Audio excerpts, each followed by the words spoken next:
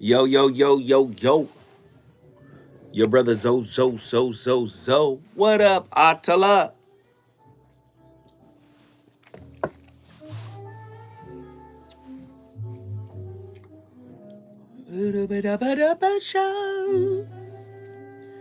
How's everybody doing? Get in here. Hit the like button. Hoorah. What up, Phil Brand? It goes well. Omega Black. What up? Everybody hit the like button. We're already lagging on the likes, and it's only 7 of us. Like it, like it, like it, like it, like it, like it, like it. T Jenks, what up?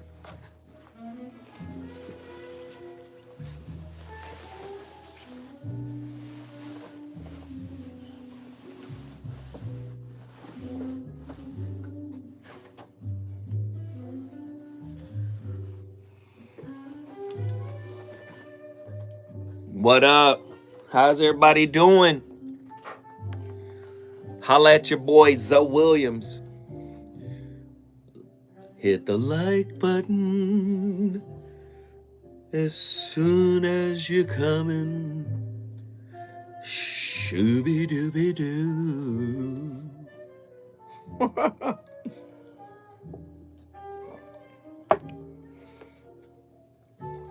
I hope everybody's doing well. It is a festive song. I didn't even think of it that way.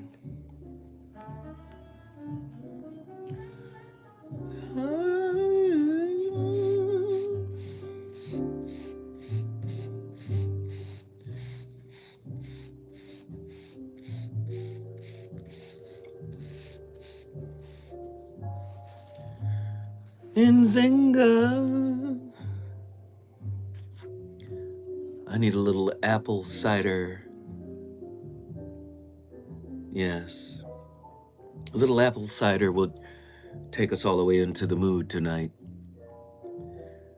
The Voice of Reason is about to go live on KBLA Talk 1580. Beautiful song, beautiful vibe. What's the deal? Jack Brazen. Hella brazen in the chat, but he won't call in. Some hot eggnog? Yeah. That'll be fire. Hot eggnog. I will be right back at it tomorrow. Same time, same place. I love you guys.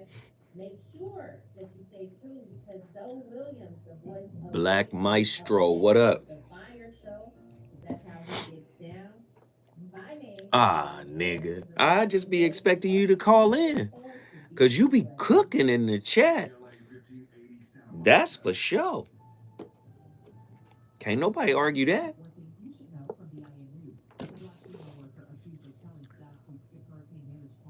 Conquito? Conquito? I don't know. I don't even know how to say that. Puerto Rican eggnog? Sounds interesting.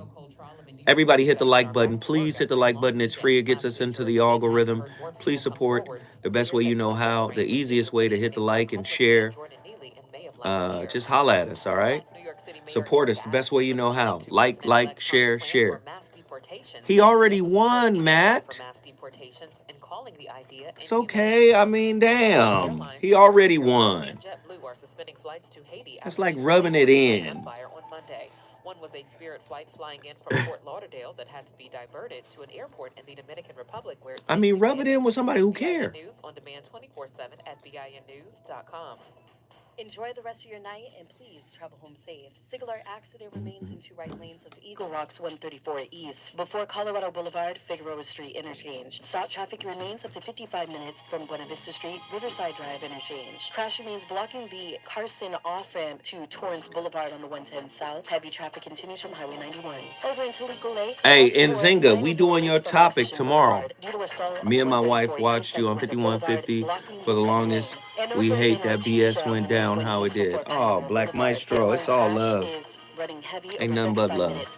I ain't got nothing but love for any and everybody. I don't have time for Think It Up is an initiative to disagreements, activate and we student-powered, all good teacher-led on learning both projects. sides. We all good. Students and Ain't nothing but teachers, love. how can you spark great learning experiences in your classrooms today?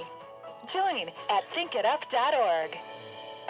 Feeding Our Friends on the Outside will be hosting its 15th annual BKS too real, event in Greater dealing Los with Angeles anxiety. on Sunday, November 10th from noon until at 11129 South Central Avenue in Los Angeles. Sorry to hear that, brother. If you would like to donate or volunteer, please call 310 Try some mindfulness practices. 6377 or email them at feedingourfriends No, not yet. @gmail.com.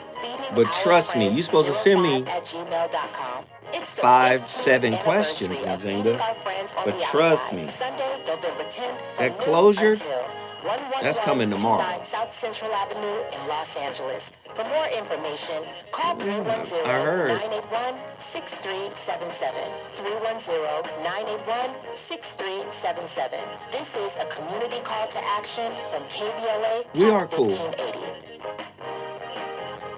We are cool. Hey, so I'm calling your show, 'cause I need to know. Show me which way to go before I throw my man out the door. Okay, hold on a second, Keisha. Just let me ask Ronald exactly what's going on, because it takes two to tango, and I need to hear his side of the story. So she's driving me insane. Thank you, brother. Stress heavy on my brain. She keeps playing silly games, and I'm about to bring the pain. We seem to fuss and fight every day and every night.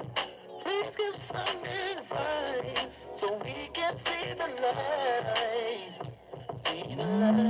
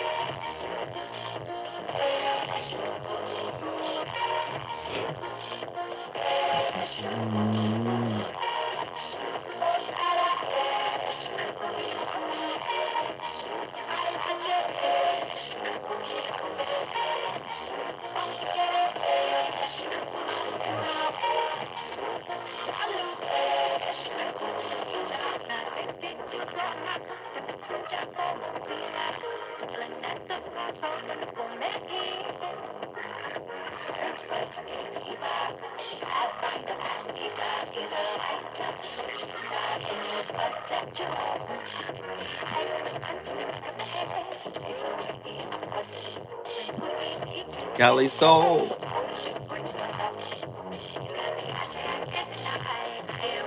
I don't know how. I don't know who blocked him.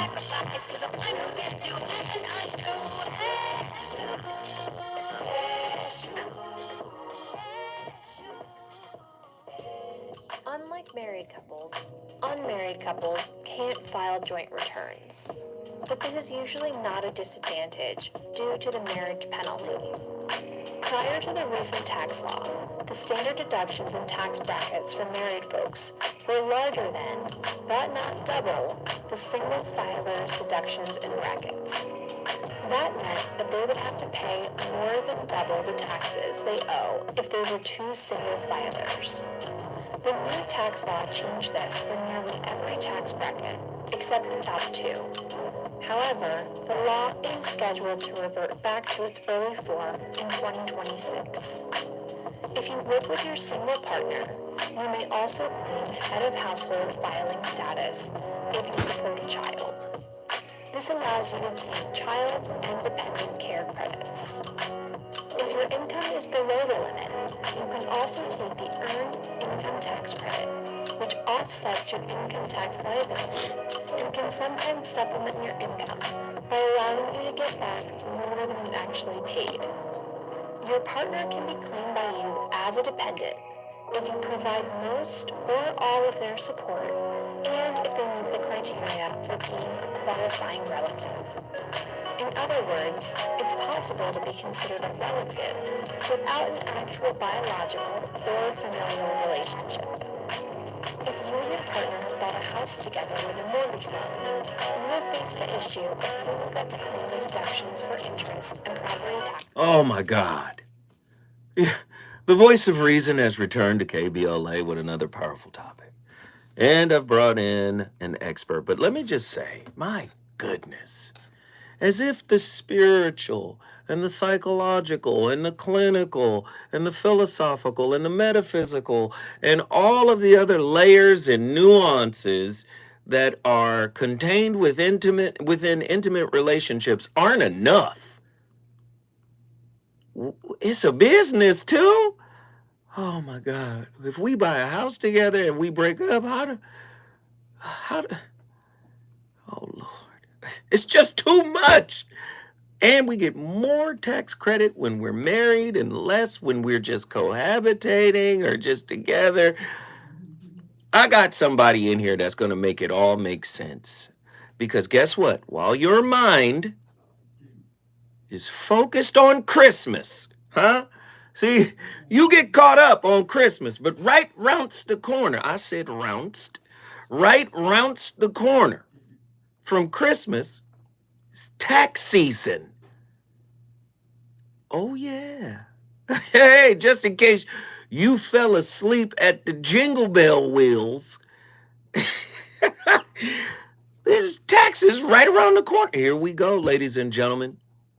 I brought in my good friend who was here a few months back, Charles T. Almond III, and we've been, he's with taxclosure.org. Charles, as if relationships weren't hard enough. My God, it is still a business, right? Has to be. It has to be. You got two people going in a forward direction. I don't care what you call it. It's going to be a business. Wow.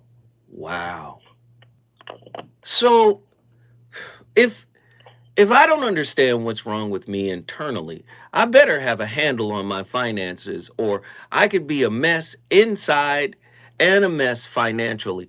How do I walk into this situation prepared for success? How would I prepare for success? And I'm just talking about on the financial side, on the tax side. How do we set this up the moment we get serious? The moment you get serious about tax, everything's okay. The only time it's not okay is when you go to sleep at the wheel. And whether you're behind an automobile's steering wheel or you're on a path or a sidewalk on your life, the minute you don't pay attention, bad things happen. And that's just true in tax, true in every other color of context. Right. So here's what I'm going to bring in. If you are in a relationship or seeking to get into a relationship, because guess what? The worst thing in the world is to start a relationship. Everything's love, roses, long dinners, great trips. And then one of the two spouses hasn't filed tax return in 3-4 years. We have lots of clients come through the door, have never filed a tax return. It happens. It's life. It's Charles, out there. But Charles, that's not even a question we would ask. Like, okay, we're at date 4, and I go, have you filed your taxes over the last few years? I need to know where we at. Well, you can't really ask that. It's going to break the spell of romance. But you should be able to pay attention to if they're driving a very old car. Is it because they have to, ergo have no credit? So you just bring up ancillary things. Well, you've got a 5-6-year-old car. Why don't you go get a new one and just listen to the dialogue, listen to the comeback? You don't have to ask a direct question. The attributes of hiding are going to be sprinkled in any kind of answer given you. And if you're sort of sensitive, if you're looking for your confirmation of, is this woman, is this man solid? Are they somebody I can anchor to? They know what they're doing. So if I come in knowing what I'm doing, what's the measure of success? Everybody's participating on the same level. Wow. Everybody knows what they're doing. If somebody goes to sleep at the wheel and relying on the other, that's when they all come to me. They come to my tax practice and say, HELP. That's the beginning of the conversation. Wow. Ladies and gentlemen, if you don't know who Charles T. Almond III is, this is his second appearance on The Voice of Reason. And I feel like because this is Christmas season and we get caught up in the season, 'tis the season, I thought that this was an opportune time to bring on a tax specialist because literally right around the corner, tax season will be upon us. But for those who want to question who he is, Charles T. Almond III brings over 40 years of experience as a tax attorney. He has an accounting degree from Georgia State University, 1978. He has a law degree from Emory University School of Law. You already know what that is, 1982. Now, anybody knows anything about Georgia, Atlanta, that metropolitan area where all the beautiful black people live and enjoy themselves, Georgia State is a for real university, one of the best in the country. And then Emory is another really great university. This brother right here, friend of mine, I'm telling you right now, if you're having tax issues, he can answer your questions. And his website is taxclosure.org. Let me ask you a question. Charles, what if there's two people in the relationship and somebody doesn't disclose that they have bad credit, they're in arrears on child support, right? And they don't disclose this information and the relationship gets serious and goes to the next level. How does that impact the couple? And then at April 15th, the taxes, how does that impact? Talk to me. Here's a little tidbit of information, just part of the reality, part of the fabric. All the girls I've gone through in life, all the women that have been kind enough to be kind to me, value relationships on the basis of how long they've been in a relationship. I can't tell you how many times. Well, we've been going together 6 months. Very exciting. In the anticipation we're going to be going together 12 months or 18 months. Well, within this going together period, wherever they join and meet one another, you've got a clock on April 15th. So no matter where you jump in on the calendar, if every one of your listeners that's in a new relationship, a hopeful relationship, wanting to be it long term, they're going to pass by April 15th. They no way know how to miss it. And you pay attention. Hey, if we were to get serious and get married and did a joint return, what do you think? And I'm telling you what, that information will become as obvious as the nose on your face. I bet. Now, would one partner be liable for the other partner's liability? Only in community property states. If you marry, if you've got one spouse with undisclosed or yet to be disclosed, because it always comes out. If you've got a yet to be disclosed federal tax lien, balances due, IRS is chasing them around the corner, they're hitting their wages, they're hitting their bank accounts, and they're being cool, they're not saying anything. If they were to get married, then the assets of the unknowing spouse is going to be available for the IRS to collect the non-disclosing spouse's tax liability. And guess what? Not having knowledge of the other spouse's failure to file, failure to pay, owing IRS. Not having knowledge is not an excuse. Ignorance of the law is not an excuse. Ignorance of the knowledge of the participating other spouse is not an excuse. So anybody in their right mind that's in a community property state, it's how's breakfast and how you doing on taxes. how's breakfast? And how are you doing on your taxes? When we come forward, more from my brother, Charles T. Almond III, taxclosure.org.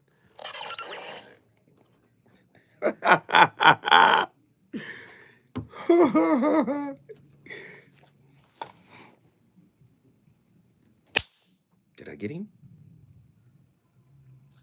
Because you're going to keep flying around here and I'm going to catch you slipping. Nzinga likes this topic. Hey, could you guys call in? He asked specifically to talk to folk. If you guys have text questions, I'm telling you, talk to him. Get it for free. Because otherwise, if you go through his website, if you do anything like that, you're going to have to pay. So listen, talk to him now. I got him on the line. This is one of the best in the game.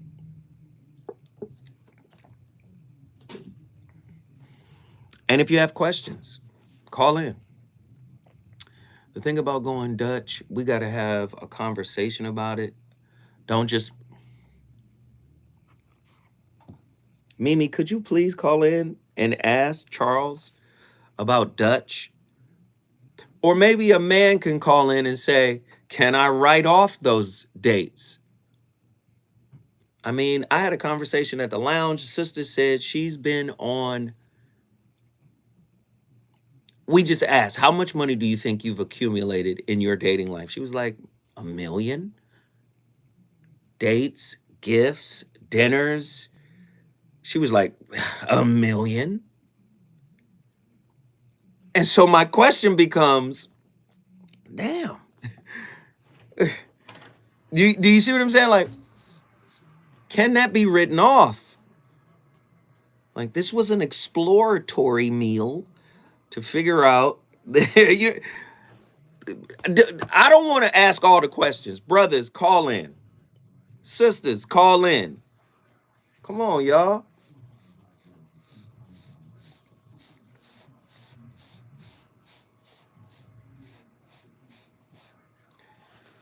You should ask him.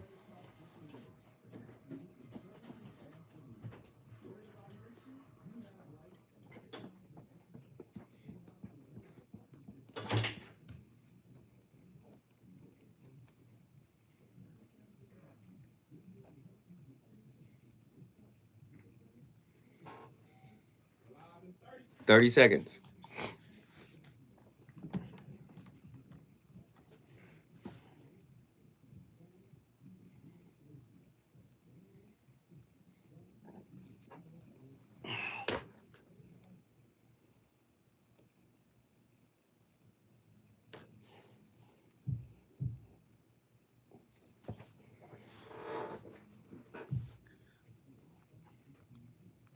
So my write-off game is iron. Call in, Callie, please.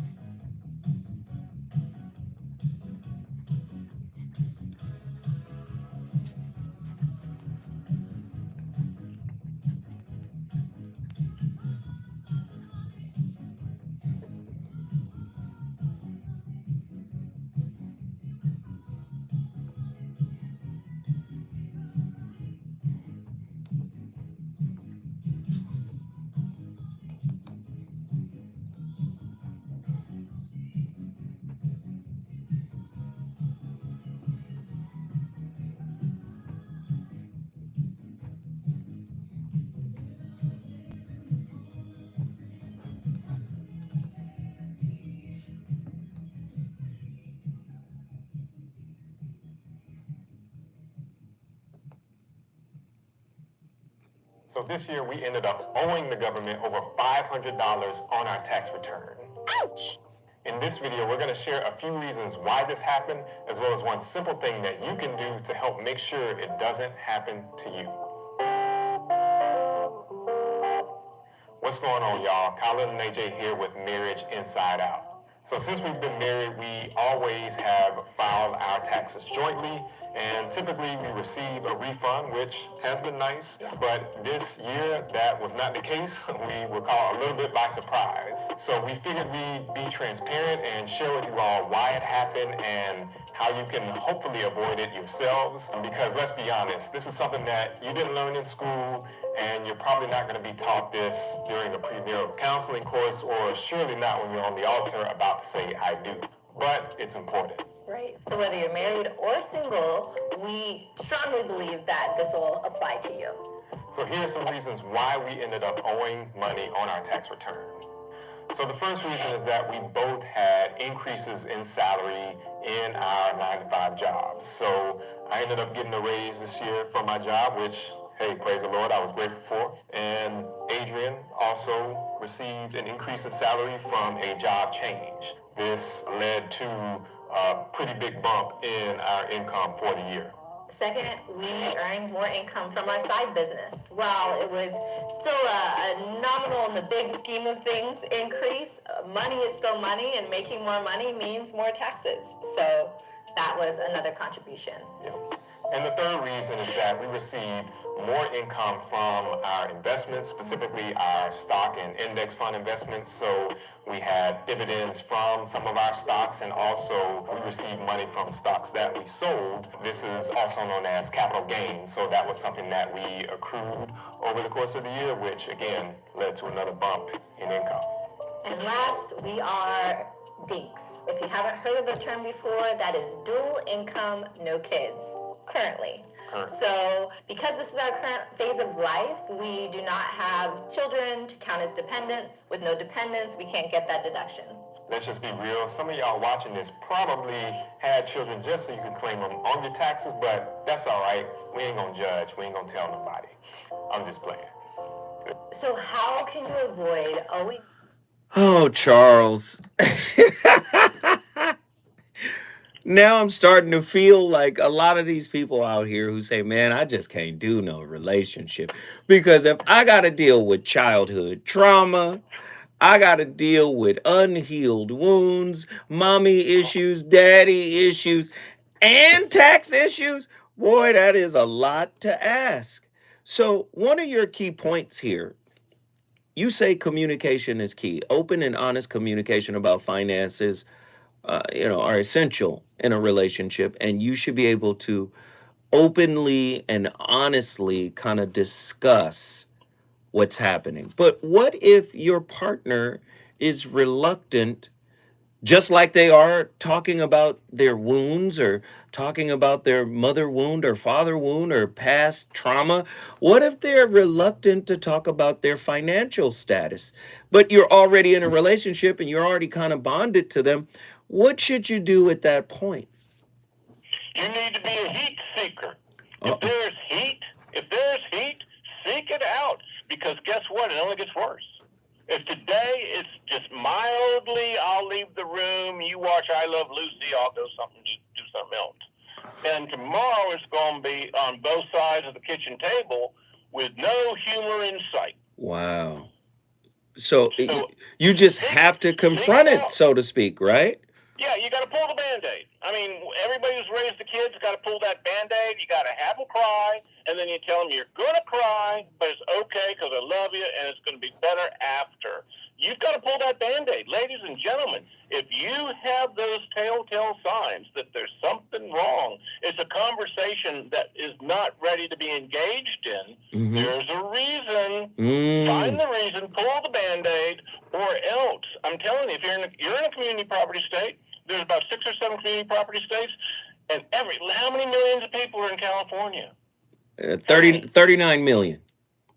You've got 39 million chances that 2 people are going to get married, 1 hasn't been paid. 100 million people in the United States. So 100 million people haven't paid taxes.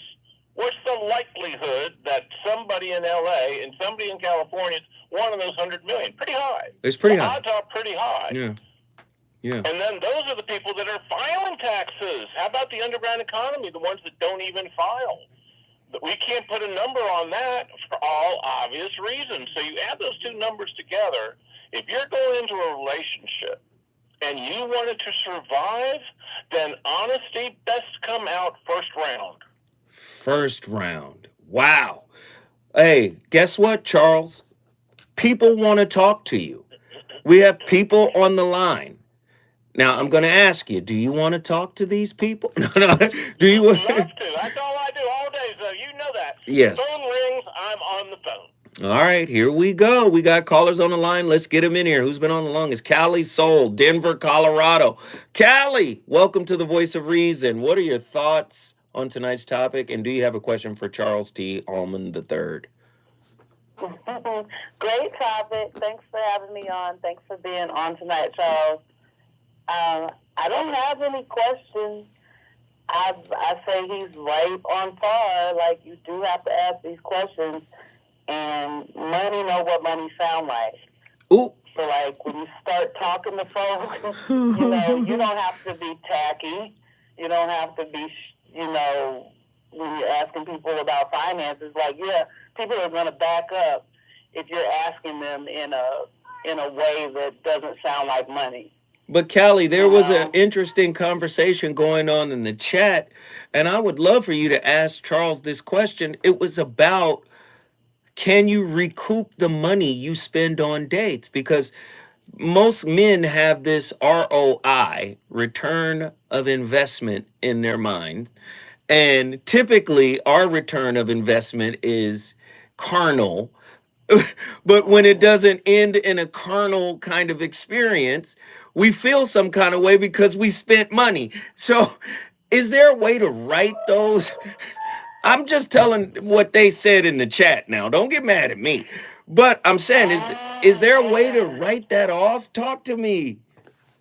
Not if you're asking me, zero. I was going to say, I'm not a tax professional. But what I will say is, if these men own businesses, which a fair amount of them claim that they do, then you need to talk a little bit of business while you're on that date. See if that woman can actually fit into your business regime. Can she be your secretary? Can she help you do the books? Does she need to be the shipment person? Now, if you have that conversation, that date is completely writable. You can write that off. Charles, is that true? That's on you. Yeah, because there's a code section called Section 212. Best code section, in my opinion, in the Internal Revenue Code. Any expense you incur in the production of income is deductible. And think about it. What she just said is true. If you're having a business-flavored part of this dinner conversation, can the dinner be written off? There are limits, but the answer is yes. So, business. Listen to what he said. His words were clear. Business flavored. Hey, listen. Let's brainstorm a little bit about this concept I have for doing a webinar. What are your thoughts? And we talk for 20 minutes. This dinner is written off. Let's do it. Really? Like I said, I'm in business. I have businesses. So 9 times out of 10, business is going to come up in my conversation with anyone. Wait, Callie, stay with us. Charles, stay with us. When we come forward, more from the VOR. Wow. Business flavored. Business flavored. That's pimping. That right there? That's pimping. Hey. That's pimping. Business flavored.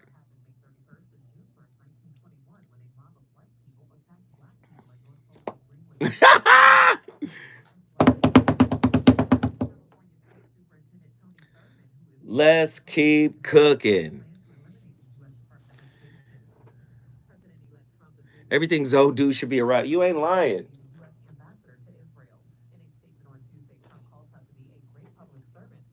That boy's shooting. Everybody call in. This is a good one. This is a good one.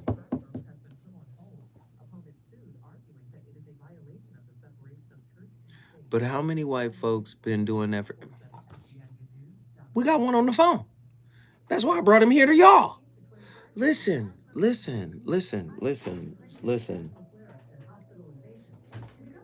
don't want to. No, I'm not gonna say that. I was about to say something. Just know I be bringing the resources to y'all to take advantage. Just all right.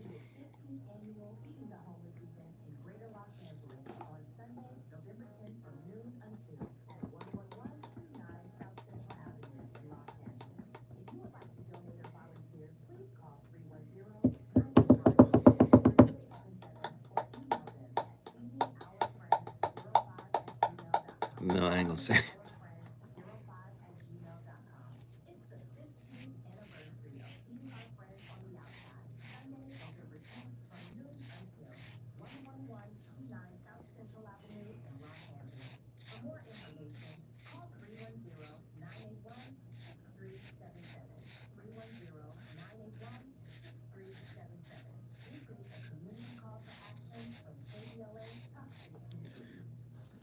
X444, what up?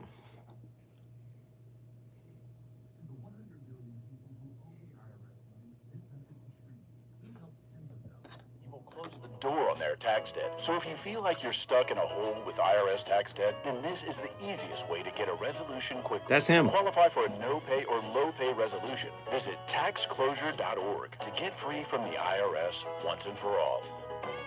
To keep your bank accounts, income, and assets secure, tax closure is your same-day cure. This season, Chevy brings classic pairings, cookies and milk, mistletoe and kisses, and your holiday plans. I bet a lot of us need. He said 100 million people haven't paid their taxes. I bring them to the Voice of Reason platform. Motherfuckers scared to call in. What the? To see you through the holiday season. I'm not saying tell your business. Everything better and brighter.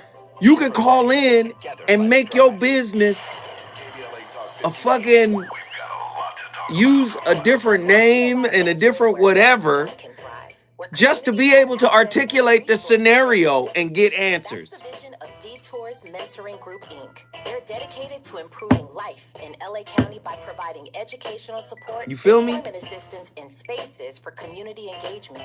By 2050, they want LA to be the best place to connect, create, learn, live, and play. They're working toward an education system that's well-resourced and culturally responsive. That becoming a Nate hub dog for was artists crazy. and innovators, and making sure everyone has access to healthy food, quality healthcare, and safe housing. It's about building a future where we all have the chance to succeed. We invite you to learn more about their mission and get involved with Detours Mentoring Group, Inc. This is a community call to action from KBLA Talk 1580. For older adults in LA County, staying connected is more important than ever. Free Wi-Fi access helps you keep in touch with loved ones, stay informed, and manage your health through telehealth services. Whether video chatting with family, following news, or Nate, yeah, he accessing was health different. info. Nate was different. Very much so different. Libraries, parks, and community centers. To learn more about these resources, visit lacountyandU.com. That's lacountyandU.com. Substance disorder and addiction is so isolating. And so, as a Black woman in recovery, hope must be one. Thank you, Nzinga. Thank you. You're the only one who's tapped in and dropped $1.99 on the super chat. We appreciate it. If you want to support the channel, please do so. The channel definitely needs your support. Best way you know how.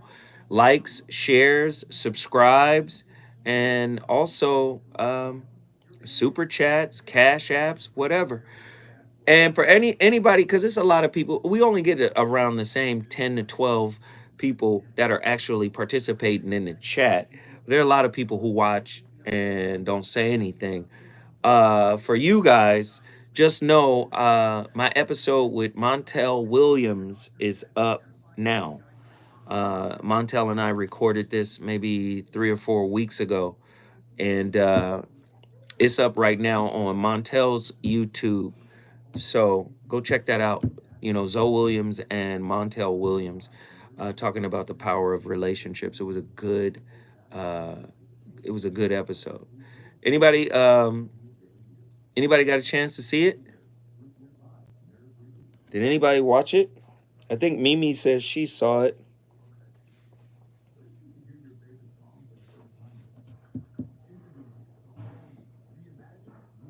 It was good, yeah? It was cool.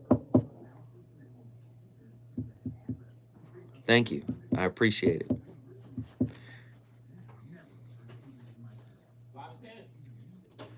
You know, we used to watch Montel Williams back in the 90s on UPN.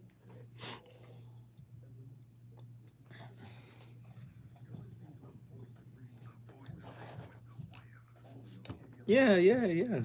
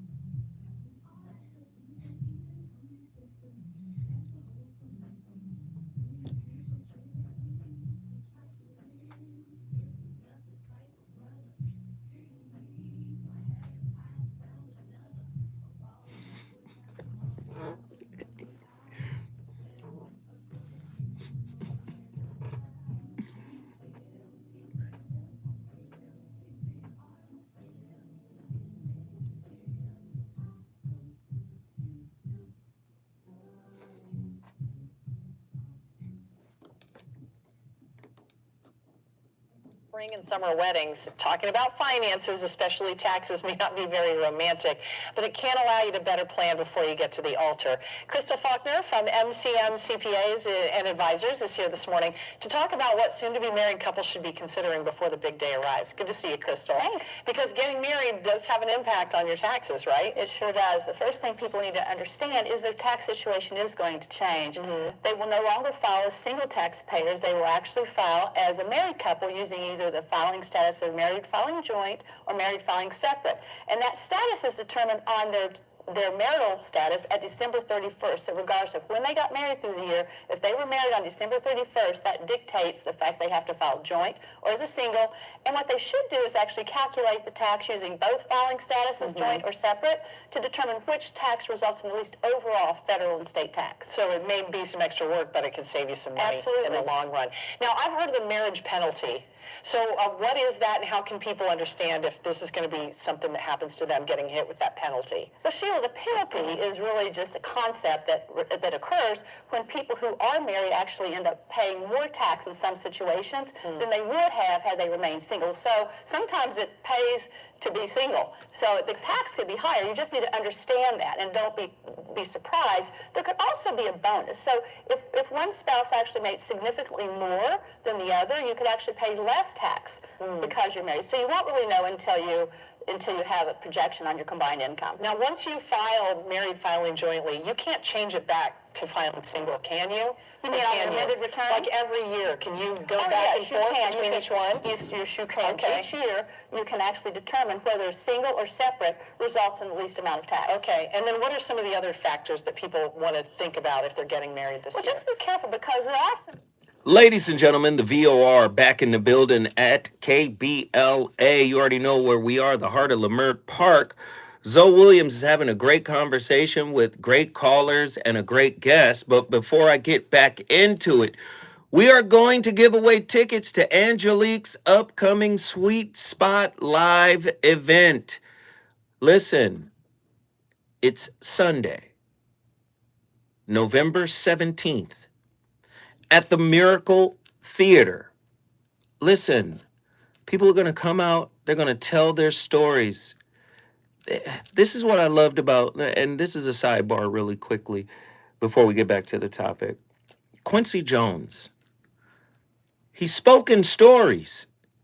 Every time I asked him a question about something, There was a whole story. The answer was a story. It was never yes or no. So the power of stories, amazing. Hey, Quincy, which is your favorite album that you did with Michael Jackson? Well, it started with the first one, you know. The first one, yeah. Yeah, he had the least amount of power on that record. And that's my favorite because as he got bigger and bigger, you know, he got more and more power. He started to write more and more records and he was less controllable, you know.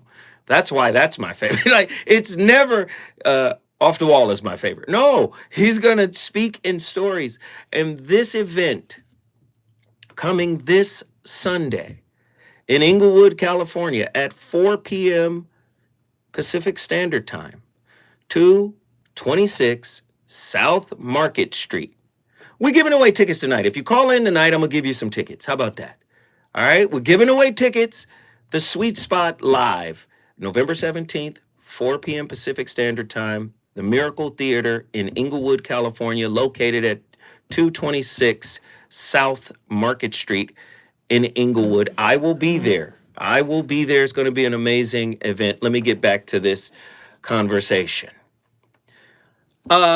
Charles T. Almond III, my friend, is on the phone right now. Charles, did we play the right commercial during the break?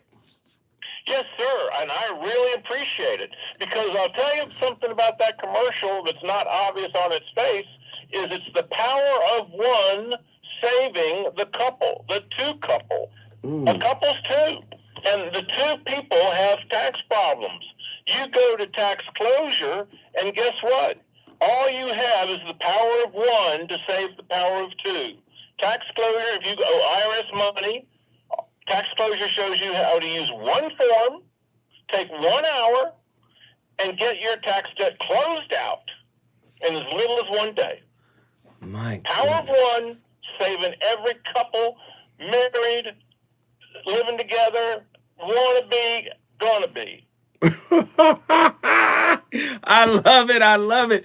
Callie Soul is still on the line. Callie, what are your final thoughts on tonight's topic? Again, great topic, and Charles, you might have just saved a whole bunch of folk, a whole lot of relationships, because I know somebody's like 4 years behind on their taxes, and I had to leave them alone on paper. You wait a minute. You left them alone on paper. What does that mean? Yeah, like I can't play with you unless you get your stuff together because I keep my stuff together. I do my due diligence. I can't play with folks that don't. Wow. Not in no relationship because a marriage is a business. When we talking about paperwork and not the love, marriage is a business. What are we going to build together? So like. You coming in with tax debt, I'm coming in with businesses. If I join with you, you know, your stuff could get mixed in with mine, and that's not fun. If you're in a community property state, you couldn't be more right. I'm in Colorado. Is that a red or a blue state? I think Colorado went blue, didn't it? We stay blue. Well, I shouldn't say that, but yeah, we blue. But what I will say is this: Charles is dead on the money when it comes to like not joining yourself with someone who doesn't have their tax stuff together. I remember my starter marriage when I left that marriage and was getting my businesses together. I remember going to a bank and trying to open up an account so that I could make money with my money. And when they pulled my social and pulled that last name from my first marriage, they was like, you got some debt. Nope. And I'm like, no, I don't. And they're like, okay, well, were you know, did you ever have a different last name? And I'm like, oh, yeah, it was this one. And they're like, oh, yeah, well, under that last name, this person has this, and if you want to do business with us, you have to satisfy this debt before we'll do business with you. Wow. Wow. And I wanted to do business with that financial institution so that I could make my money. So I had to pay that debt. And when I called him to tell him, hey, I handled this debt, you want to split the difference and give me the other half because it's going to clear your name on your credit report, this person told me, don't nobody care about no credit score, girl. And I was like, wow. Oh, my God. Hurt myself with the wrong person. Got into business with the wrong person now, didn't I? Wow. Callie, pay attention. Let me just say this, Callie. I love you for your transparency. I love you for calling in and just engaging in the discussion. Guess what you just did? I brought Denver into the building. Denver, Colorado is in the building. If you want to bring your city in the building, all you got to do is call us. Me and Charles are going to sit here and talk to you. The number to dial, 1-800-920-1580. Trust me, we got a lot more to talk about.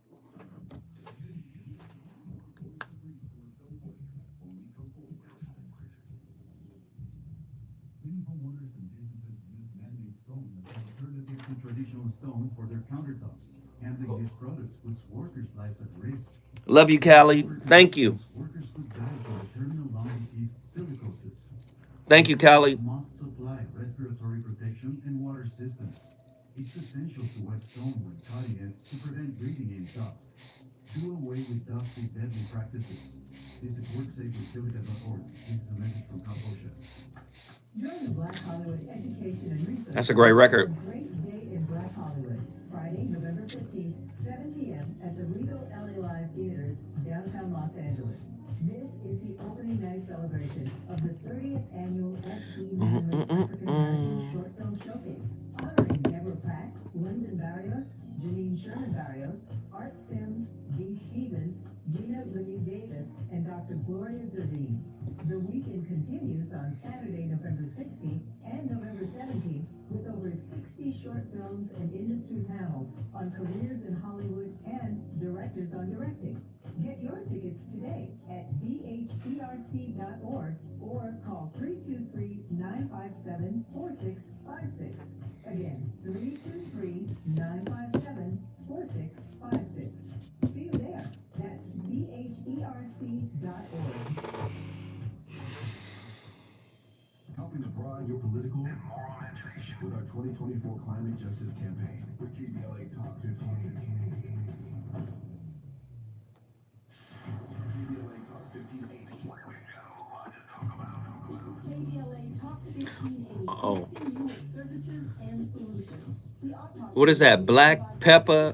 I don't know. But thank you for your super chat. And listen, you guys could go directly to my Cash App too. If you want to support, please go to my Cash App and support. My Cash App is $ZoWhatNetter. Check out Charles's website here. Thank you guys. If you haven't already, go watch Unk's interview with Montel Williams here. You guys are killing. Shout out to the starter marriages. Thanks.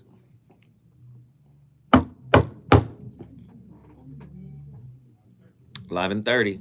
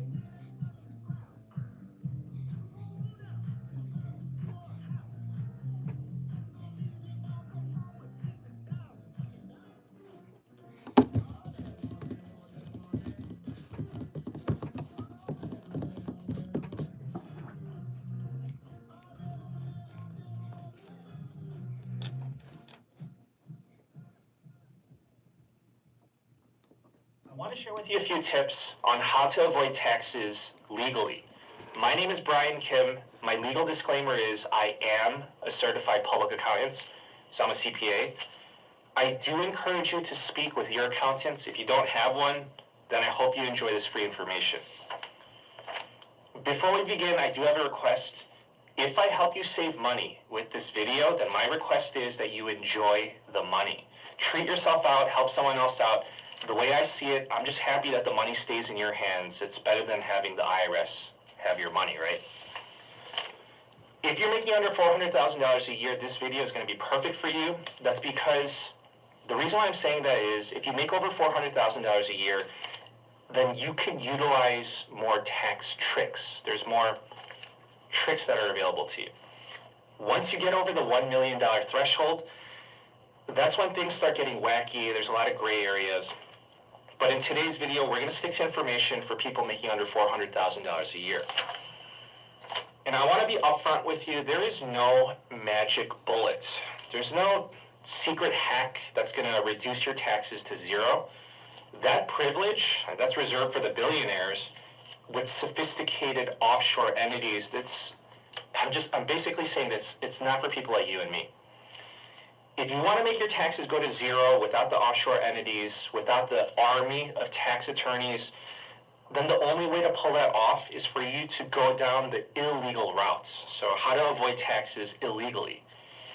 If that's what you're looking for, then you're at the wrong video. You clicked on the video with the title that says how to avoid taxes legally. Therefore, in this video, I'm going to show you how to do it legitimately so you can save money on your taxes and you can sleep. See, he sounds crazy to me, Charles. He sounds crazy. Because I had a conversation with you. There are no tricks. There are no tricks. But there is a procedure. Am I right? Absolutely. And it's falling off a turnip truck. Simple. So why these all going to go into complexities and going around the barn 3 times and hoping for no problems? You do the simplest, easiest, takes the least amount of time, least amount of trouble, least invasive in your life, and you win. Tax closure.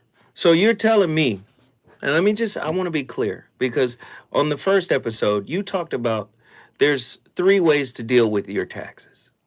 And the first Full 2... pay. Yeah. Part pay. Yes. No pay. And everybody went crazy when they heard you say no pay. And I don't think anybody is. We all know pay it in full or make payments. We all understand that procedure. But many people don't understand the procedure of no pay. What is that predicated on? Why is that even an option for the government that will come get your things if you don't pay them? Talk to me. Here's my favorite topic. No pay is what IRS calls, in their terminology, currently not collectible. The IRS, as powerful as they are, though, they do not have the authority or the power to say, you can't pay rent. You can't pay your mortgage. You can't have a car. You can't have car insurance. You can't have health insurance. You can't educate your children. You can't. They are totally cooperative with the American public on have a life. It's good to be an American citizen, and yes, you owe taxes, but IRS provides ordinary and necessary living expenses as an allowance to offset income. Now, so you know as well as I do, everybody in America lives beyond their means. Right. If you're earning $100, then you're spending at least $110 a month. Right. Right. So when you do that analysis with IRS, you give the IRS the 1 hour they're due. Look, they're in your life 24/7, 365. The only thing you have to do is give them an hour. Give them an hour. Fill out one form. Tell them what you pay for rent or your mortgage, what you're paying for your car, your insurances, all your ordinary necessary living expenses in column to the right, column to the left, your income. And when you subtract, what IRS will allow you is your ordinary necessary living expenses from the total amount of income. So 9 out of 10 Americans qualify for a government-authorized zero-pay plan. And here's the secret sauce. IRS has to and has always, before any of us were born, preferred the payment of forward taxes. So about 70 million, two-thirds of American taxpayers, whatever that number is, they don't make estimated tax. Wow. So they're going to owe. When that tax return falls, they're going to owe taxes. Mm-hmm. And when they take the time, after the tax debt's set up, to go through tax closure, fill out the one form, use their ordinary necessary living expense allowance against their income, then it comes out that they don't have the ability to pay. IRS honors that outcome. They do it every day. So, every day, Monday through Friday, IRS is waiving the collection of back debt. All a taxpayer has to do is submit to say, I'm ready for my resolution. I know there's full pay, but I can't do that. And I know there's part pay. I don't think I can do that, but I'm going to show you what I do have. And when IRS gets it, and the person you engage with on the other end of the telephone looks at it and they say, we clearly see that you don't have the ability to pay back tax because you've got to pay forward tax. You got two-thirds of America on 1099, and all 1099s have to, under the law, make estimated tax payments, forward tax. So you work January, February, March, and April 15th, they want an estimated tax payment. Wow. Listen. And every 3 months it's the same thing. So when you give IRS their props for whatever the amount is that's supposed to be estimated tax, and they factor that in, so it's a cold day in hell that somebody's got to pay for it. I love it. I love it. I love it. Listen, you gave us 10 tips for relationships. We only covered one. But guess what? We're going to take care of that in the second hour. When we come forward, me and my brother Charles T. Almond III, you already know, taxclosure.org. He's going to continue to cook.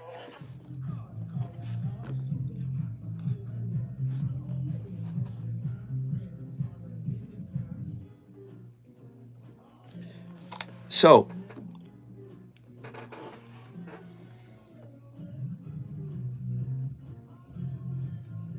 I ain't gonna say it. How y'all doing? Y'all good?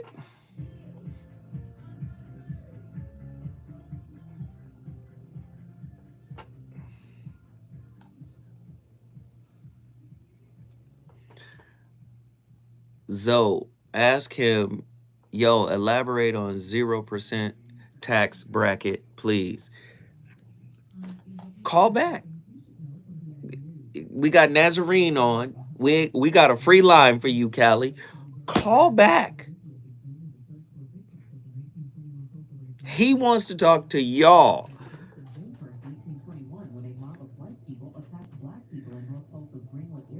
What are you talking about?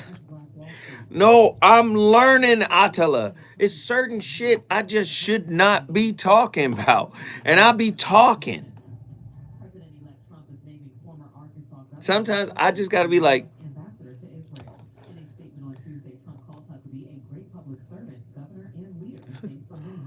I'm not trying to tease. I'm not trying to do none of that.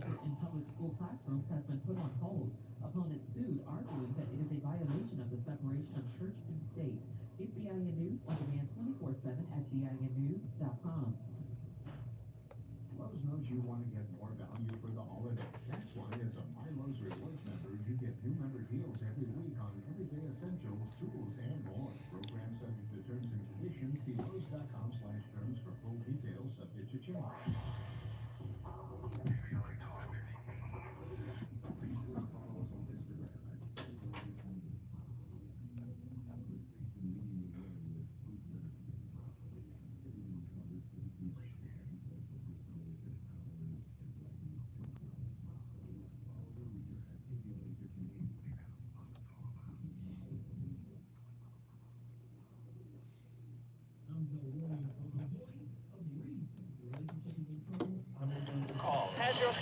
mate become your cellmate? Does black love still exist? What are your bedroom turnoffs, fantasies, and fetishes? Financial infidelity. I'm dating a fat person. Are they worth the wait? Trust me, this gonna be crazy. How about the heavy stuff? The child wasn't his, and you still had to pay child support. It's a very heated topic. How was that right? Mama's baby, daddy's maybe. I just have so many questions I want to ask you. I was like the kiss. Is there something wrong with that? Damn.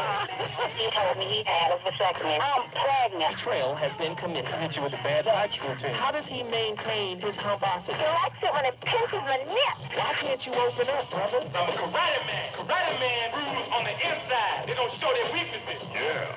How do you write women so well? So William, Reason and accountability. the voice of reason.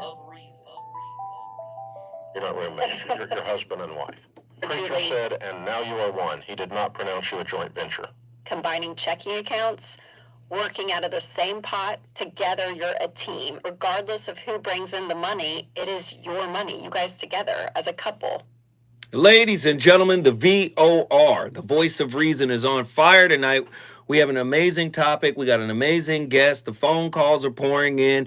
Before I get back to it, Beloved Entertainment and the Miracle Theater Foundation presents Sweet Spot Live with KBLA's own Angelique Francis this Sunday, November 17th. Angelique is live on stage featuring storytellers from the community, colorful and provocative. It's all happening this Sunday, November 17th, 4 p.m. Pacific Standard Time at the Miracle Theater in Inglewood, California. That's located at 226 South Market Street. Get your tickets now at themiracleinglewood.com. All right, themiracleinglewood.com. We'll see you there at the sweet spot. I'm going to be there. It's going to be great. Charles, really quickly.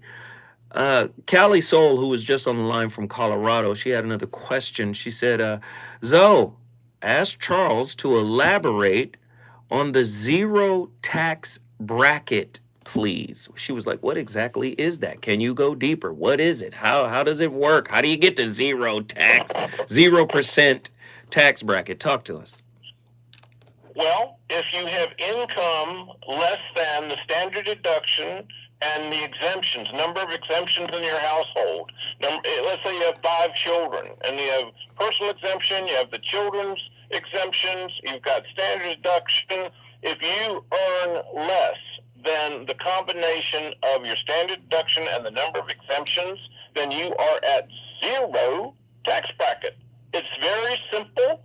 You can go to any search engine, find out what the every year it changes. It goes up, it notches up every year. But whatever year you're looking at, if you haven't filed in 3 years, it'll be different for each one of the 3 years. You look it up, what's the personal exemption, what's standard deduction, add it up, and in many cases, you'd be surprised. I mean, $14,000, $15,000, $20,000, depending on the number of exemptions you have, can be untaxed, and we call that 0.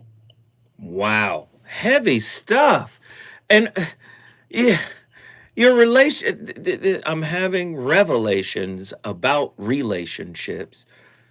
Your relationships are taxed. If you live here, your relationships are being taxed whether you like it or not. Am I correct? It's the American way. What people don't realize is in every relationship, everybody's got a parent, right? Well, now, if we're talking straight, people want to know what's going on. They want to know on this Zoe show what's going on. You got to put the parent. IRS is a super parent in the room. The IRS is a super parent in the relationship. And the people that don't recognize that, they get hurt. The IRS is your relationship's parent? Yes, sir. Please elaborate before we move to the next caller. I need you to elaborate on that. It doesn't matter who you are, husband, wife, a parent with a working child at home, everybody's out there with a needing income. I mean, income's how you go from one day to the next and you don't get wet when it rains. Okay. Okay, so you got to pay the tax on it. IRS isn't going anywhere. you're going to, except for that zero tax bracket, everybody in the household, and every household has got IRS indelibly a part of the relationship of being by yourself or being in a family with children and elder care parents and a wife or a husband. If you recognize that IRS is the super parent and they are wanting to keep track of where are you, what you doing, what kind of income are you spending off, because we're participating in your income experiences. So when people come to understand, and they tell you this in law school, but you don't have to go to law school if you listen to the Zoe show. Right. IRS is the super parent. They're indelibly intermixed and forever in the relationships. And just as your last guest mentioned, you've got to address it. It's a business. You said it, she said it, I've said it. A relationship is a business, and you can't ignore the tax aspect. So just like your real parents, at some point you got to go talk to them. You got to talk to them. Wow. Or they'll come to talk to you, and every time a parent busts down the room when you were sitting in there as a child, they had a ruler in their hand or a stern conversation right behind them. Right. No, that's real. That's real. We got callers on the line. You ready to talk to them? Yep. Hey, we got Nazarene X from Atlanta, Georgia. Nazarene, what are your thoughts on tonight's topic? IRS, imaginary relationship supervisor. Not imaginary. It's real. Well, that's the point, right? We got a lot of imaginary friends since childhood and all of that. Like, our imagination is what's under attack in a lot of ways. Right? Because we're interacting with an entity that is manifesting on earth through quote-unquote registered agents, those who believe they have the authority to carry on these marching orders that they've chosen to accept, acknowledge, etc. I've never met anyone named IRS. They know you. They know you, though. They should. Everybody should. Everybody should. Whoever concerned with me should know who they communicating to. Yeah, I'm glad you caught yourself. You did a real good job.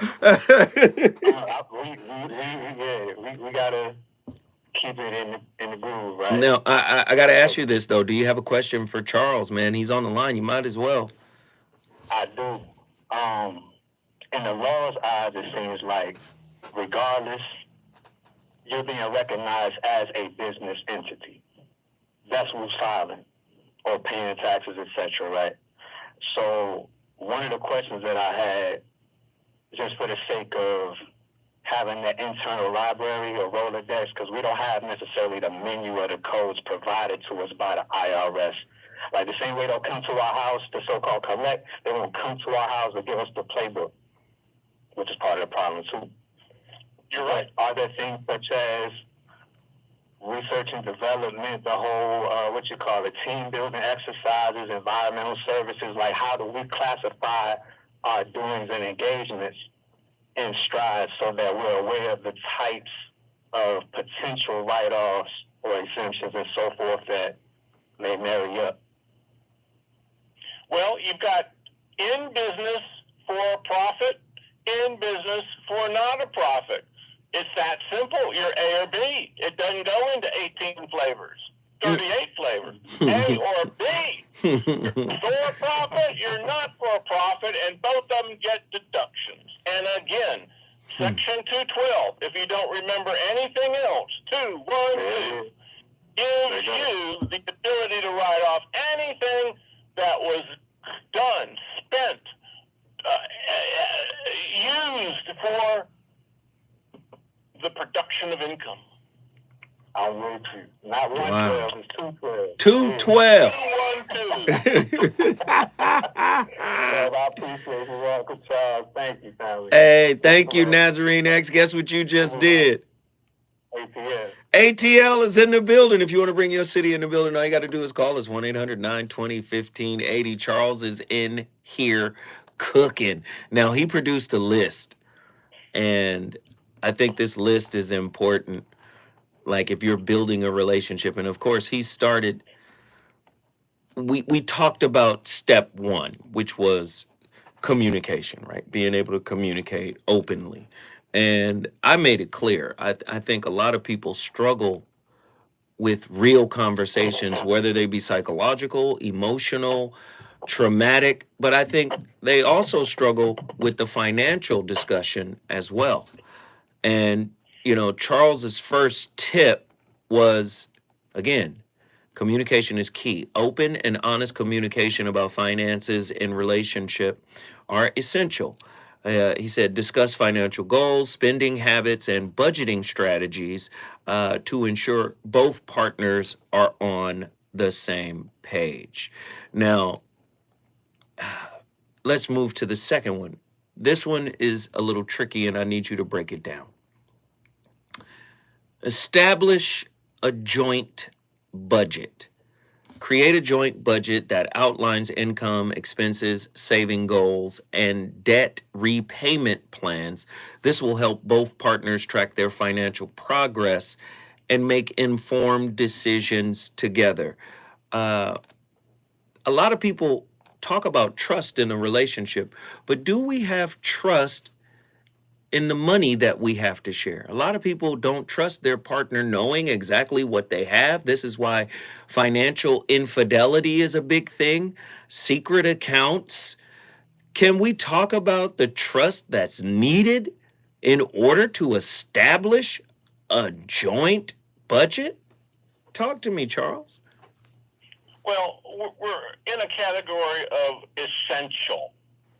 Just put it all under the category of essential, because if it's not in the conversation, if it's not on the table, every relationship, man, woman, every kind of relationship can be sitting at the table is going to put that budget together, just as you said. And if IRS's money is not in their budget, well, then IRS will come knocking and get it. Wow. So these are things that are essential. These tips that you're providing me are absolutely essential. We have to have a joint budget if we're in a serious relationship. And in that budget is every aspect of life, the rent, the utilities, the car payments, the going on vacation, God bless you if you get to do it, and parent IRS. That, it just feels awkward to call the IRS daddy or mama. But that's what it is. That's what it is. Wake it up. We gotta wake them up, son. Wow. Your third tip is set financial goals together. What if you guys have divergent purposes? Like you're in a different field, she's in a different field. Are financial goals just at a particular amount? Like, yo, we want to, in year 5, we want to be millionaires. Is that the financial goal? Or do our purposes have to be aligned in some kind of way? You said work together to set short-term and long-term financial goals. What's the best way to do that? To determine how you want to live your life. Every aspect of life comes at a cost. Mm-hmm. If you want to go out and be having a date night when you're married to keep that relationship, keep the flame going, you got to put in the money for a date night. What kind of relationship do you want? Mill and grindstone? Or do you want to pepper it with good times, with friends and long weekends? And so you've got to determine what you want out of life and then back into it with the numbers. So in 3 to 5 years, I want to purchase a home. We want to purchase a home together. We want that home to be in Las Vegas, Henderson. Let's do that, right? We want to go to Henderson, Las Vegas. We want to be able to purchase a home. After purchasing that home, or while purchasing that home, we still want to be able to pour into our retirement plan. And while all of this is happening, we still want to be able to vacation at some point. How do we set up the strategy in order to execute all 3 of those?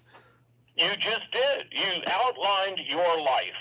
How do you want to live your life? What are the things in life that are important? And as you identify and as you agree as a couple as to what's important, what you want the house in Henderson. And you want to be able to go to football weekends with friends to wherever you went to school or wherever one of your best buddies went to school and enjoy all that is in life, then you have to put it on the page. You just can't go with no reconciliation to the reality of the money. And look, when you put it on the paper, if when you put all the income and the sources and the plans on the paper and it doesn't work, you're much better off getting an eraser on top of the pencil and figuring it out at the dinner table than you are getting halfway to Vegas and you run out of gas. Okay, now I gotta ask. Is the economy as good as it can be, or are we in one of those bad times? Or we're about to go into the golden age. We're about to That's go. Personal. Got it. I think so. I mean, you asked me what I think. I think we're about to go into the golden age with the deregulation that started. It started about what 3 days ago. The deregulation was the stranglehold of business, and I don't care what kind of culture, what kind of business, what kind of environment you're living in.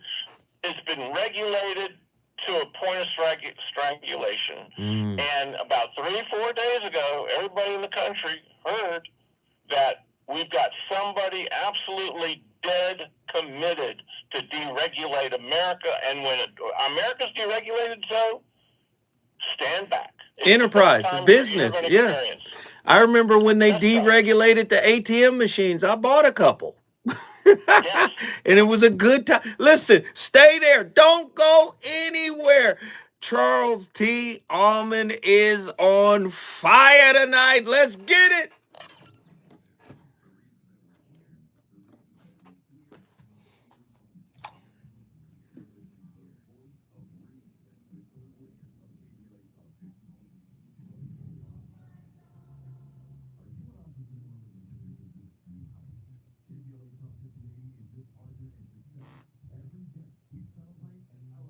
Dead ass. Absolutely. What I got?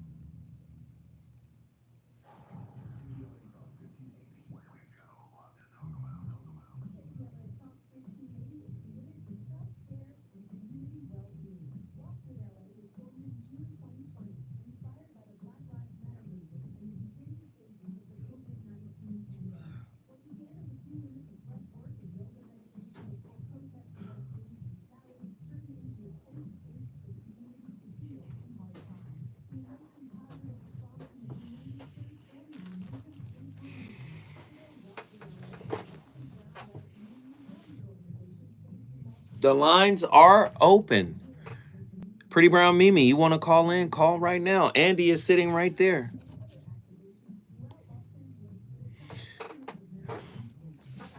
I hope this show is beneficial. I hope you can get something out of it. I hope. You guys like Charles?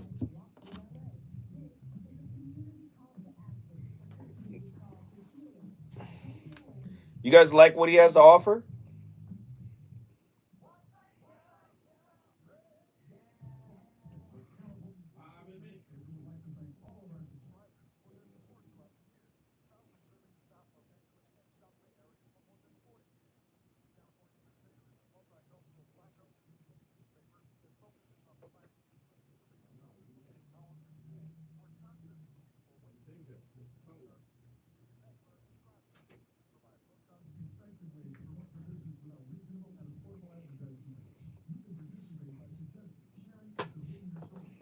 This was a clutch show to have right before the holidays and tax season. I thought so. I thought the timing couldn't have been better.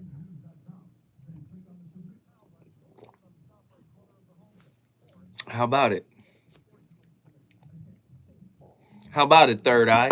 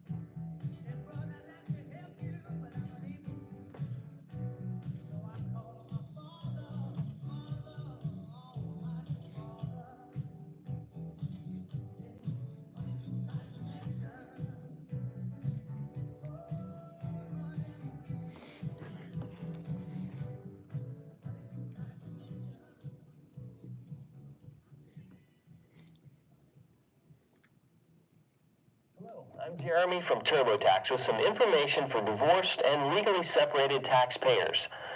Let's face it, the last thing you're thinking of when going through a divorce is your taxes.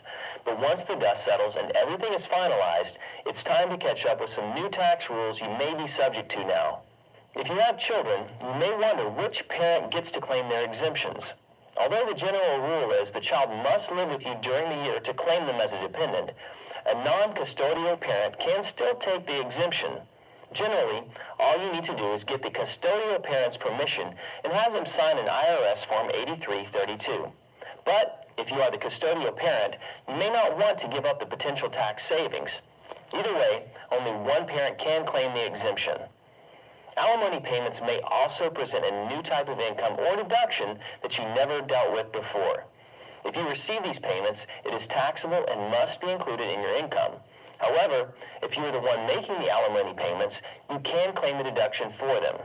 Unfortunately, sometimes getting a divorce can be an expensive process. Although most costs are not deductible, you can, however, deduct attorney fees that relate to tax advice or for obtaining alimony. For more tax tips and guidance, visit TurboTax.com. See, and I'm listening to my brother Charles, and Charles has this exhaustive list, and we're going through them step by step, each point, all the way up to 10, for when you're serious about somebody, right? You guys are outlining your future together. But that little video right there from Tax Turbo, when it all crumbles, you got to tear this scaffolding down. And you got to adjust. But like he said, the IRS is the parent that's going to be there whether you're with somebody or not, correct? Correct. Wow, this is heavy. All right, let's get back to your list. Let's go back. Okay. Set financial goals together. And I think this is where some trepidation comes in. You got to work together to set short-term, long-term. Oh, no, we already did that one. No. This is the one that's going to be tough. Number 4. Designate financial roles. Oh, my God. Assign responsibilities for managing finances, such as paying bills, monitoring accounts, and tracking expenses. Divide tasks based on each other's strengths and interests. Talk to me. Let me tell you a story about one of my clients that sort of made it all very crystal clear to me what can happen more than it can't in America. Mm-hmm. Husband's doing very well. He's 1099, he's in sales, and he does better every year, and he started off just killing it. Mm-hmm. The wife is a hell of a cook. She makes Betty Crocker look like she's burning her fingers in the kitchen. Okay. They go off, they have a perfect marriage, they do what they do, and it's wonderful for 25 years. Then something happens at work, and the money's not there, but they're living the high life for 25 years, and the wife's never seen the tax return.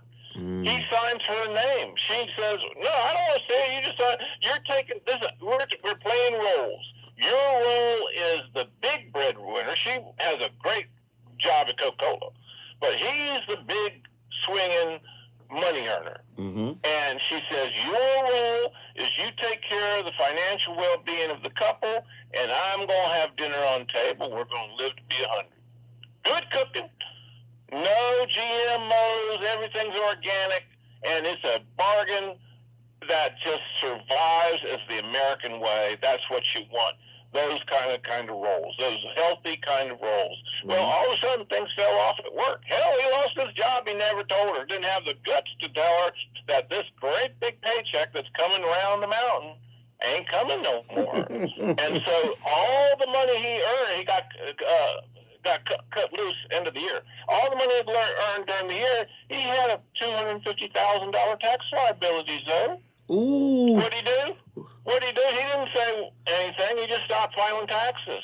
Life's good. Everybody's digesting good food, just like everybody always is used to. Now, 3 years hence, IRS comes knocking on the door and saying, "Well, here it is. You owe a couple, $3,000, $100,000, and we're here to collect." She said, "What? My role is cooking, cleaning, getting everything in a domestic way. Wait. Tony's responsible for it." Well, wait. Don't give it away yet. Don't give it away yet, Charles. Hold tight. When we come forward, Charles is going to tell you the outcome of this disaster. We got a lot to talk about.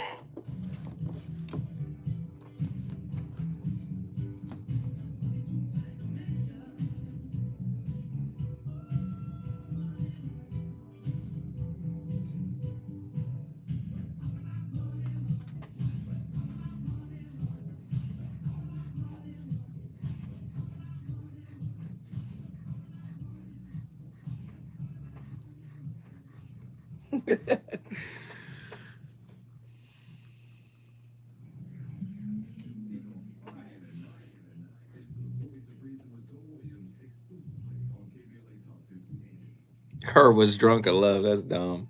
That's crazy.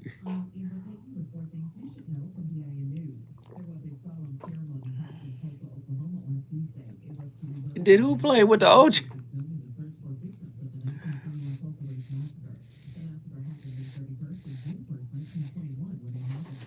Attacked black people in North Tulsa's Greenwood area, which was also known as Black Wall Street. California State Superintendent Tony Thurmond, who is black, is opposing President-elect Trump's plan to eliminate the U.S. Department of Education. President-elect Trump is naming former Arkansas Governor Mike Huckabee to be the U.S. ambassador to Israel. In a statement on Tuesday, Trump called Huckabee a great public servant, governor, and leader in faith for many years. And a new Louisiana law that requires the Ten Commandments to be posted in public school classrooms has been put on hold. Opponents sued, arguing that it is a violation of the separation of church and state. Get BIN News on demand 24/7 at BINnews.com. Let us know if you want to get more grooming his facial hair back out.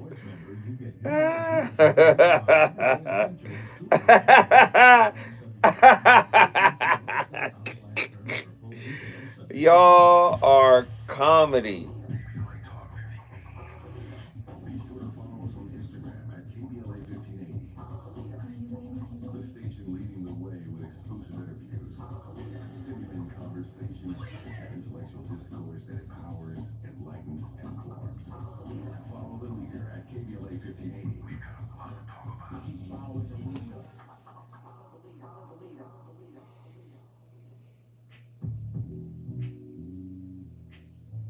to help improve basic steps for building a budget in 2020. Help you achieve and reach your financial goals. With a budget, you can keep track of your spending, avoid and get out of debt, limit overspending, pay bills on time, and build solid savings habits. What's the best way to get started? Figure out how much to set aside for expenses, like rent, mortgage, bills, groceries, and entertainment. Understanding your past financial habits can help you make the proper adjustments for your budget. Adjusting to a budget can take time as you work to find the right balance, but keep working on it. For more financial health tips, visit A gender reveal for your pockets is crazy. This segment is sponsored by JP Morgan Chase & Company.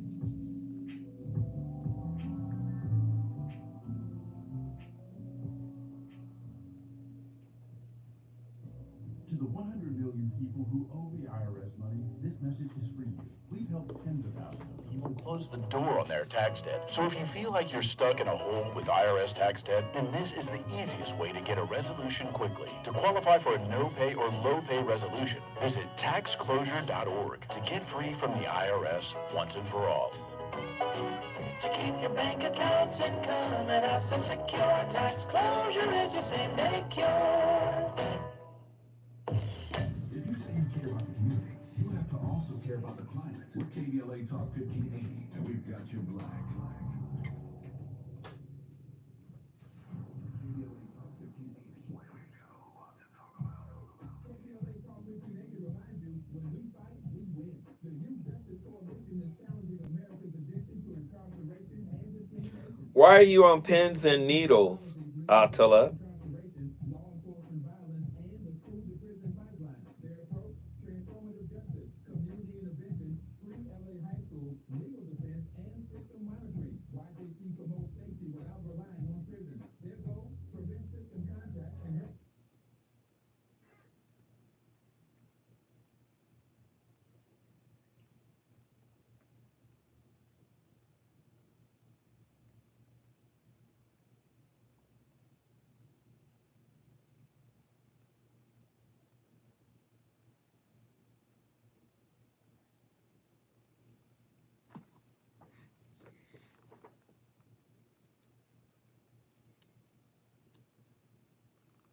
Oh.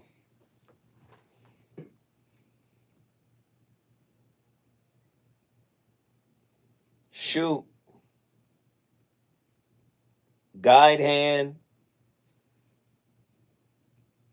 Lock your elbow. Snap your wrist. Ball has to go off of these three fingers.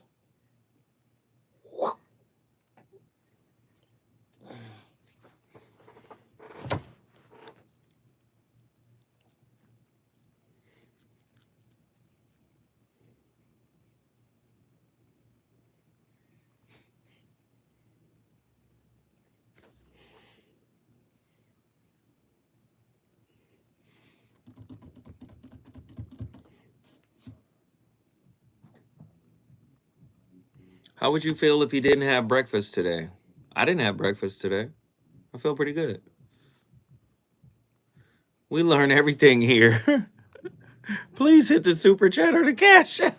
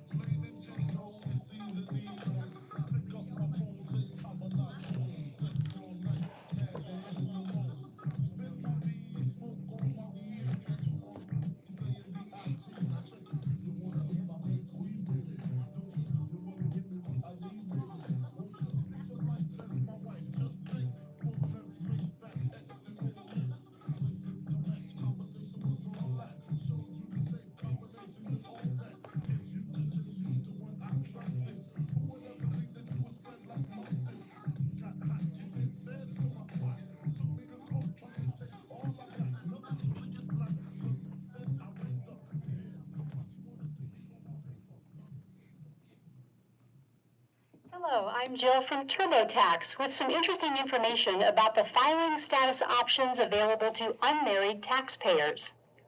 Because of preferential tax brackets that apply to the married filing jointly status, couples who file a joint return will oftentimes pay less income tax in comparison to filing separately. In addition, joint filers are eligible to take a standard deduction that's double that of a single taxpayer. However, since the IRS only allows a couple to file a joint tax return if the state they reside in recognizes the relationship as a legal marriage, unmarried couples are never eligible to file joint returns. Keep in mind, though, that the IRS does not require you to be legally married for an entire tax year before filing a joint return. Even if your wedding is on December 31st, the IRS will consider you as being married for that tax year. This allows you and your new spouse to enjoy all the benefits of filing jointly for the year in which your wedding happened. If you don't plan on getting married in the near future, there are other filing statuses that couples can use on their separate income tax returns. When unmarried couples have children together, the head of household filing status is oftentimes available, but only to the parent who is responsible for paying more than half the cost of maintaining the home where the child resides for more than half the year. Filing as head of household provides you with a larger standard deduction and allows you to take advantage of tax brackets that are more favorable than those available to single taxpayers. If you are not eligible to use the head of household filing status, you can always file your return as a single taxpayer. Remember, when you use TurboTax to file your tax return, we'll ask you simple questions and recommend the best filing status for you. For more information about this and other tax topics, Charles? Relationships are not an easy journey, man. Charles, I don't know if you know, man. When I come on here, we have some of the deepest philosophical, spiritual, psychological topics about relationships. But this is just as deep. And you were in the middle of a story. You were at the. What happened to the wife who was just cooking? Wife is an executive at Coca-Cola. I mean, she's no slacker. She's top drawer people. And they had their roles, and they were well defined for a lifetime. But she takes one look at him through the side of her eyes after IRS is standing in the doorway, looks at Tony and says, "You betrayed our relationship. This is a severe breach of trust. How is it I don't know anything about these troubles?" Revenue officer standing on the porch, he doesn't care. The housemaker, homemaker, cook executive doesn't know. Well, it doesn't matter. I'm here to collect the full six-figure amount, and I'll take a check. And they look at each other and say, "Well, would you rather have a ham sandwich? Because that's all we got." Wow.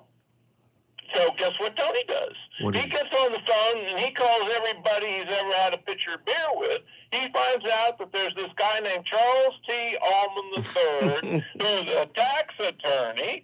He dials me up. They come over to my office. We sit down. So I know you know what happened. Yeah. We filled out the one form, the only form IRS communicates with if you owe them money, 433A. We filled out that one form because Tony's had to work. Tony's at work. So they don't have the ability to pay. IRS put them in currently not collectible. Tony and his wife got a government authorized zero pay plan. We saved the marriage. Wow. So that's the zero pay option that many people don't know about. Nobody knows about it unless they're listening to your show. Wow. Wow. This is deep. We got callers on the line. Do you want to talk to them? As many as we can. Let's do it. Come on. We going to Florida this whole round trip. Mimi from Jacksonville, Florida. What are your thoughts on tonight's topic? Do you have questions for Charles? Yes, I do. Hey, Zoe. Hey, everyone. Great, great, great. I love it. I would like to circle back to the financial infidelity and sharing information with each other as a couple. I have a two-part question. Nowadays, and 2024. Sometimes people don't want to share their passwords to their phones. So now you're asking people, suggesting that people share their financial information. And what I want to know, the benefits, the pros, the cons, married couples, unmarried couples, whether you're married or not married. I think that a woman, as a woman, I'm always thinking about protecting myself. And I just want to be, honest and vulnerable and transparent and all that jazz. I really do. But I don't know at this point in my life if I'm ready to just say, okay, this is what I have. This is my checking, my savings, my 401, my IRA, my, all the things. And he's telling me like 30% of what he's got. And you know what I'm saying? No, I get it. I Like, get it. I say you can stay private. You can stay private and not share every little thing you have, and he can stay private and not share everything he has, but the things that have legal significance, the things that have legal severe repercussions have to come out on the table, and that's not for disclosing your wealth or his belongings, but the things that have legal significance, their tax returns, were they filed, share those tax returns, and then everybody else can go to their corners and keep it until you're comfortable. You don't have to share until you're both comfortable. But on the things that are this important, if you don't share, there's going to be a loser. And guess what? It's not going to be just one. There's going to be two losers in the relationship because it will disband. Wait, stay right there, both of you. Don't go anywhere. When we come forward, Mimi from Jacksonville, Florida, is going to continue her conversation with Charles Almond.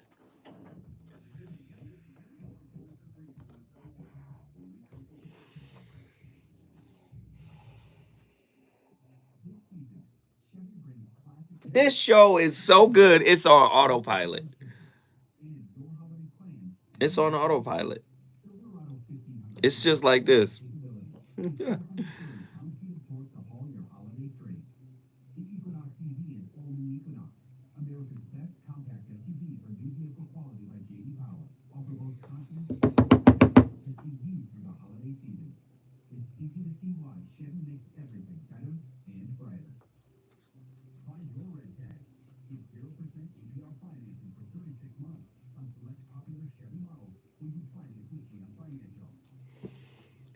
You don't ask someone what their net worth is, but you do ask if they have a net worth. Woo. Boop, boop, boop.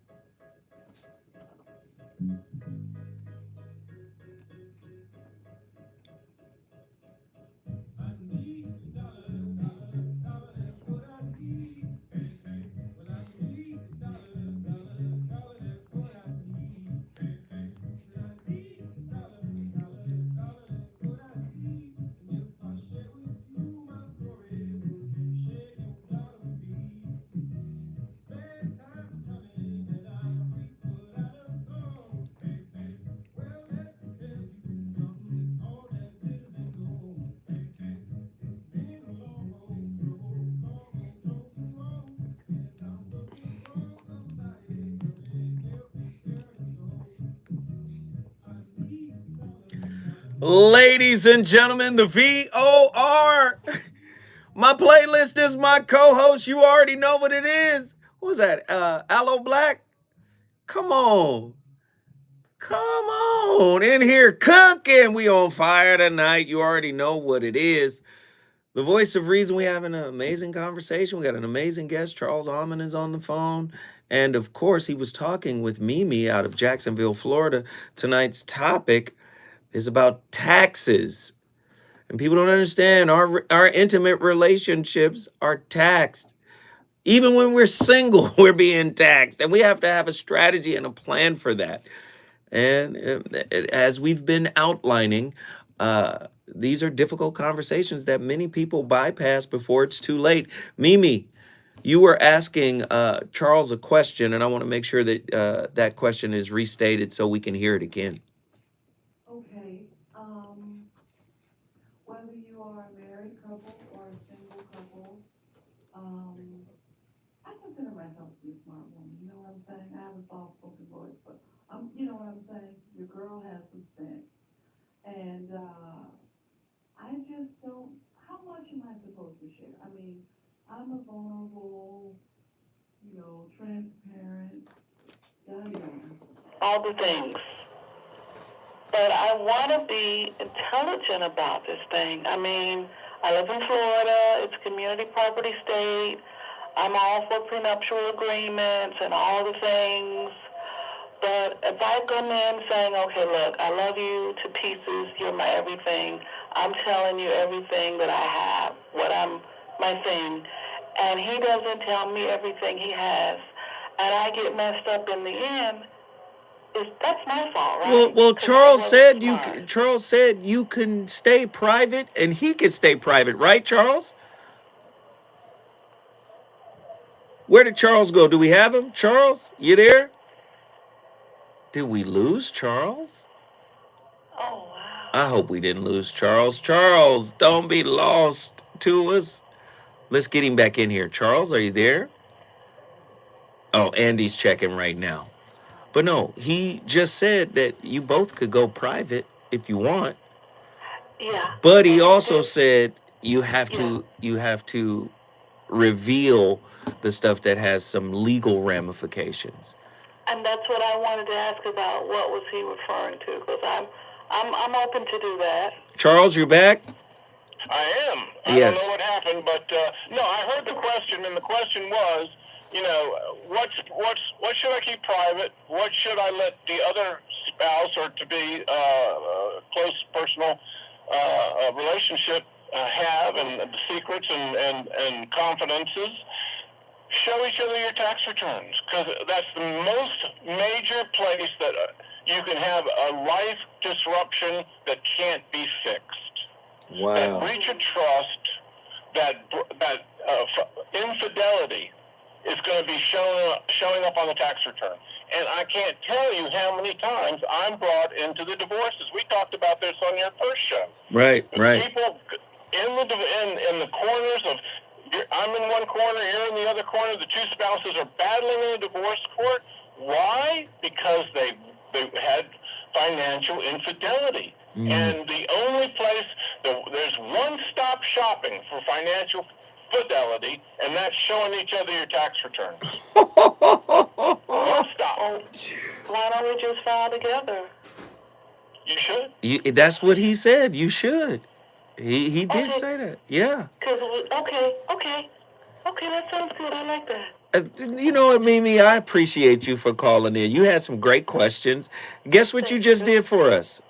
I brought Jacksonville, Florida into the building. Jacksonville, Florida is in the building. If you want to bring your city in the building, you know the routine. The number to dial, 1-800-920-1580. We're going to Nzinga, Pensacola, Florida. We're going to stay in that sunshine state. Talk to us, Nzinga. Yes, definitely sunshine. Winter has not come yet. Good evening, Mr. Almond. How are you? Very well, very well. Good. I have a two-part question, too. I missed some of the information in the beginning, but I just heard you when you repeated it. You said the 433A for the government zero payment plan. How easy is that for a civilian to do that on their own? And when I say civilian, someone who's not familiar with tax code. Yeah, tax closure. Taxclosure.org makes it falling off a turnip truck easy. Nothing could be easier. I'm telling you what, third graders can do it, and I know you've gone beyond third grade. I'll guarantee it. I don't know you, but I'll guarantee it. Tax closure does three things. It allows you to fill out that 433A, and every line has a video, one video, that tells you three things. One, it tells you, why is the IRS asking this question? Number two, what's IRS going to do with this information? And number three, what are my tax rights associated with the presentation of my financial condition and ability to pay? And I'm telling you right now, after 41 years, 9 out of 10 people, if they have their taxpayer rights, here's the funny thing about taxpayer rights. If you don't know them, you can't use them. And if you don't use them, you lose them. And that's it. That's the secret of tax closure. It gives you all your taxpayer rights. Give a tax closure an hour of your time, and go get your currently not collectible at checkout. Wow. Okay. And the last question I wanted to ask, with tax season coming up, how trustworthy are places like H&R Block and Jackson Hewitt? Because for a long time you hear people say, well, that's actually the IRS and stuff like that. So how trustworthy are those places for the everyday person trying to file their taxes? Great question. I would have two answers. 20 years ago, I would tell you that those big mills, tax mills, only are as good as the person they've trained, and those people are only as good as how much training they got. They give them good training, but you have different levels of competency. But I would tell you today, they've almost taken the human being out of it with the sophisticated level of software. You go in there and you give them all your forms, and they have a little standard checklist to ask questions. Basically, they're not tax preparers, they're key punch operators. And I would tell you, you can rely on the major brands because they're not leaving the preparation of your tax to any one individual you're sitting across the table from. Wow. So no deductions, no nothing like that. They're just cut and dry. They're not looking to No. That's not their job. Their job's key punch. You go in there and you tell them everything you know, but I haven't heard anybody come out of one of those big mills, like, I won't say any names, but we've talked about one or two here, that are inquiring, digging for more, saying there's more. No, they're not. That's not their job. Their job is to take what you give them and churn out a tax return on a key punch basis. Now, if you go to a CPA firm, a paid professional CPA firm that specializes in tax preparation, that's what you're looking for. If that's what you want, seek out a paid professional CPA to prepare your taxes. You'll get that. But you're not going to, as a general rule, you're not going to get it in the mill. Wow. Okay, that's good to know. Wow. All right, thank you. No, wait. I got to ask you, what did you just do? I brought Pensacola in the building. Pensacola in the building because of Nzinga. Listen, Charles, you've been on complete fire tonight. Seriously, I think you've helped a lot of people, man. Taxclosure.org. This is, man, and we got to do it again come tax season.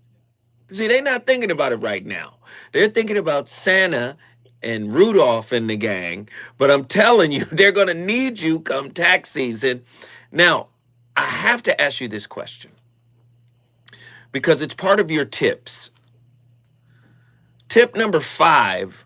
This is kind of hard for me to wrap my head around, or at least I'm playing that way so you can get in your wheelhouse of information.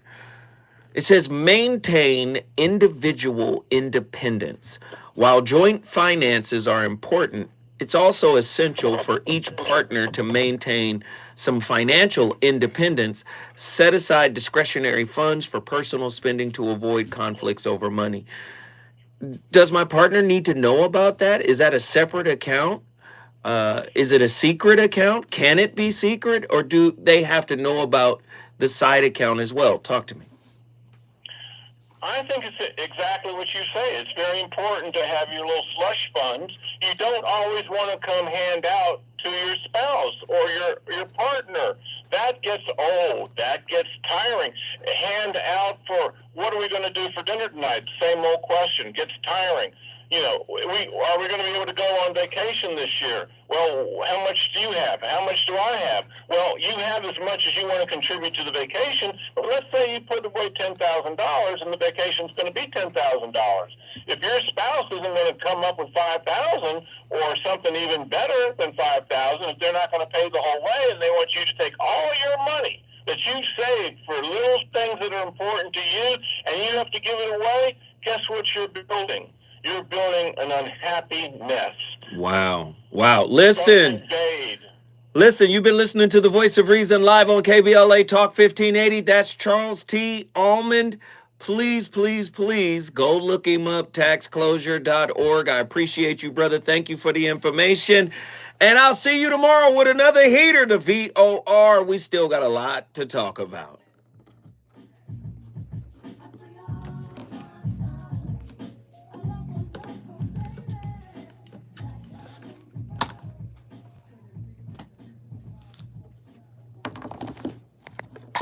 Great topic. Appreciate you all. I hope you guys loved it. I enjoyed it. Hey, he needs to have like his own podcast or something. Hey, man, I be setting him up. He got the energy and just... Yeah, he owned it. It was a good topic, bro. Come on, man. We got another slapper for tomorrow. Yes, sir. See you tomorrow. All right, y'all. Love y'all. Deuces, deuces, deuces.